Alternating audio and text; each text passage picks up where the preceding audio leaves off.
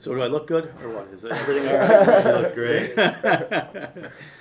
All right. That's what I need money. here. That's You're what I so need. money.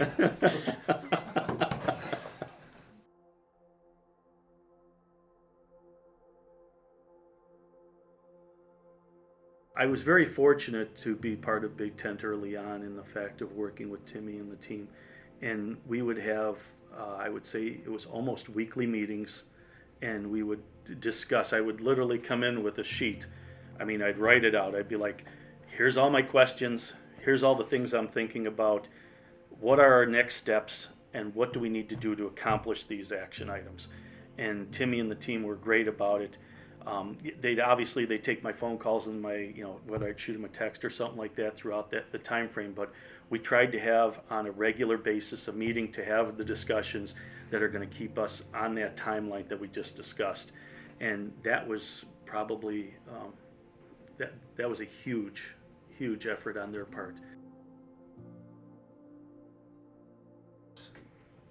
Well, I guess the beauty is that I won. After that, then it came down to the fact that going into the primary, I was a relatively unknown in my district. I did have name recognition in Mokina, and that was, I would say, critical in that Timmy and the team at Big Tent helped me identify what I needed to do to get my name recognition out there, and then who to contact. And I think that was probably, I'd say, probably one of the most important things. Can you speak to that? We're going off this relationship-driven approach. What do you think the value is in knocking a door, having a conversation, versus all these other methods? So a couple things. You have no idea how many doors I knocked on that people would say, and sometimes you'd go into, our areas. We do have subdivisions, but we do have some more rural-like areas where you'd walk and it would seem like, the next house was half a mile away. So you go up and you knock on the door, and the person would say, nobody has ever come and knocked on my door. I've never seen I've lived here for 20 years, 30 years, and nobody's ever knocked on my door. You have my vote because you knocked on my door. The other thing, too, is that the young men and women that were out there knocking on doors with us, I would get so many compliments from residents that would say, hey, a young man or young woman was at my door a week ago or 2 weeks ago or just even the other day with your information. And they were like, they were such a nice young person. They were so polite. They were so knowledgeable. So I would say that's, if you can gain, even if you gain them one vote at a time, knocking on the door, people appreciate it. They appreciate seeing you in person and knowing that you're out there doing the work and spending the time, effort, and energy to gain their trust. And that's what it's all about.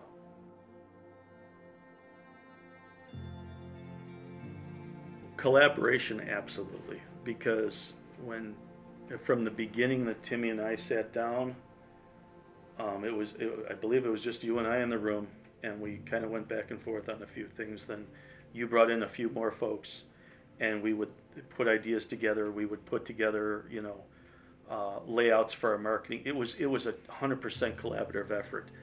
Now, I could have easily have said, no, this is the way I'm going to do it. It's my way or the highway. But I don't operate like that, and you guys don't operate like that by saying it's our way or the highway.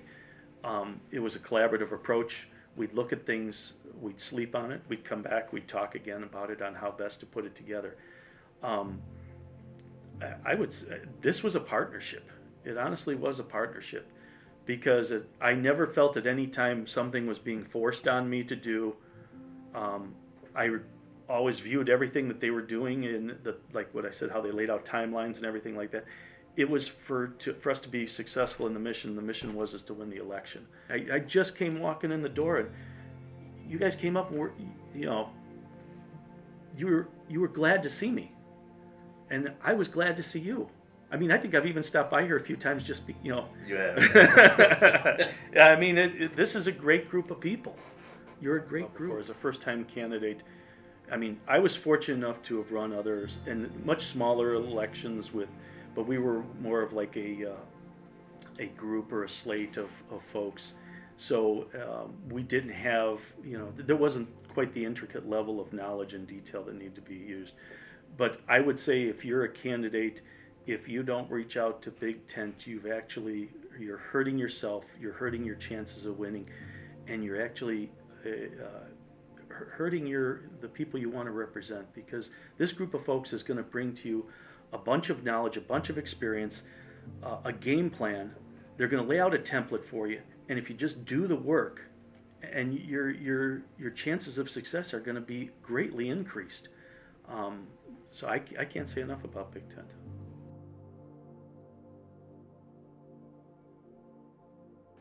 I would have to say it was occurring every single day, because in the summer of 2022, when we were walking for the primary, I want to say there were days it was in the 90s. And it would have been so easy for me to have said, you know what, it's too hot, it's too sunny, it's too humid, it's too this, it's too that, to say, maybe I'll wait till later. But I knew that there were young men and women out there, walking their, the soles of their shoes off for me and other candidates. And I would say, I think there was only 2 days maybe that they didn't walk, and it's because the rain was coming down in sheets.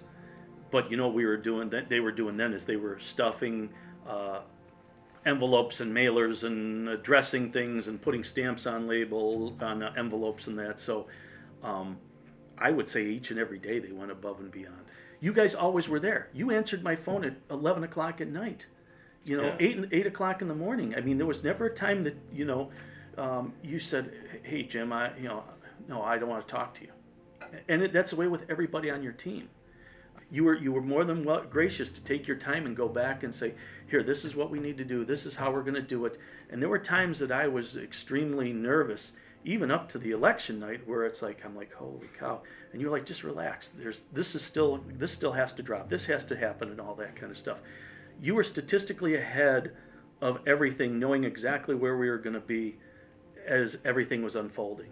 So, no, you took me basically from cradle to grave in this whole election process, and you knew how to cover all the bases, address all the questions, and we did it. You guys did it professionally.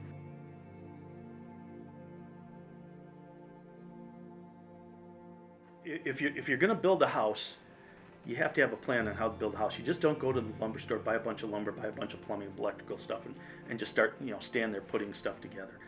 You have to have a plan. And I think as a candidate, if you come to BTC, you're going to actually be given the plans. They're going to have a conversation with you. They're going to help you understand, identify where you need to go, what you're going to do. So basically, they're giving you the plan on how to build that. In this case, what I was talking about was a house, but in this case here, becoming elected official for the position you're looking to run for. So I think if you want to be a candidate, you want to be successful, you should start here.